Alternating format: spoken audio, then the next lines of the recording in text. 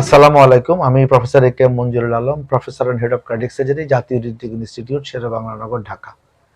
আজ আমরা কথা বলবো আমাদের যে সমস্ত পেশেন্টের ক্রিয়েটিনিন লেভেল বেশি থাকে বা ক্রনিক কিডনি ডিজিজ থাকে, তাদেরকে আসলে বাইপাস সার্জারি করা যাবে কিনা। আমরা যদি এক কথায় বলি যে করোনারি আর্টারি ডিজিজ অনেক ক্ষেত্রে দেখা যায় রোগী যদি সিমটোমেটিক থাকে, দ্যাট ইজ বুকে ব্যথা থাকে, শ্বাসকষ্ট হয়, বুকে চাপ লাগে, হাঁটতে গেলে হয়রান লাগে, সেক্ষেত্রে করোনারি আর্টারি ডিজিজের চিকিৎসাটা করা জরুরি। যদি আমরা স্ট্যান্ড পড়াইতে পারি তাহলে তো পড়াইতে পারলাম, যদি কোনো কারণে আমরা স্ট্যান্ড পড়াইতে না পারি তাহলে সেই ক্ষেত্রে আমরা বাইপাস সার্জারির জন্য পরামর্শ পাই।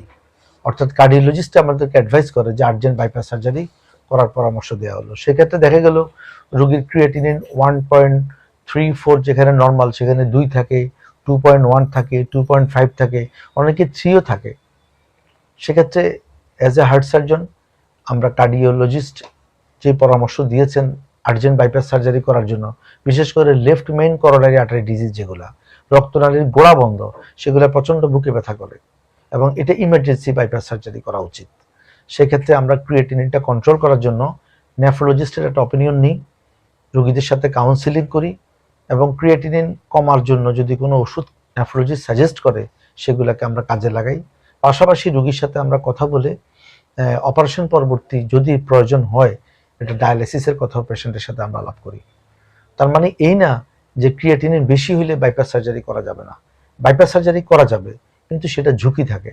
সেই ঝুঁকিটাই আমরা পেশেন্টের সাথে কথা বলি, নেফ্রোলজিস্টের অপিনিয়ন নিই, এটা মেডিকেল বোর্ড করি। অনেক ক্ষেত্রে কার্ডিওলজিস্ট, কার্ডিয়াক সার্জন এবং নেফ্রোলজিস্ট সবাই মিলে এটা মেডিকেল বোর্ড করে পেশেন্টের সাথে কাউন্সিলিং করে যদি আমরা বাইপাস সার্জারিটা খুব দ্রুত করতে পারি, অনেক ক্ষেত্রে ক্রিয়েটিনিন লেভেল আস্তে আস্তে কমে যায়। আর যদি ভাগ্য খারাপ থাকে সেক্ষেত্রে হয়তো ডায়ালিসিস পর্যন্ত পৌঁছতে পারে। তবে সেক্ষেত্রে আফটার বাইপাস সার্জারি কয়েকটা ডায়ালিসিস যদি হয়ে অনেক সময় ক্রিয়েটিনিন আবার নর্মাল লেভেলে আসে।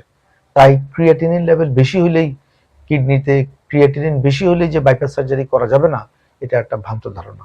করা যাবে, সেটা ডিপেন্ড করতেছে কতটুকু ক্রিয়েটিনিন লেভেল আছে, ইজিএফআর কত আছে এবং নেফ্রোলজিস্টের অপিনিয়ন সাপেক্ষে অপারেশন করা যায়।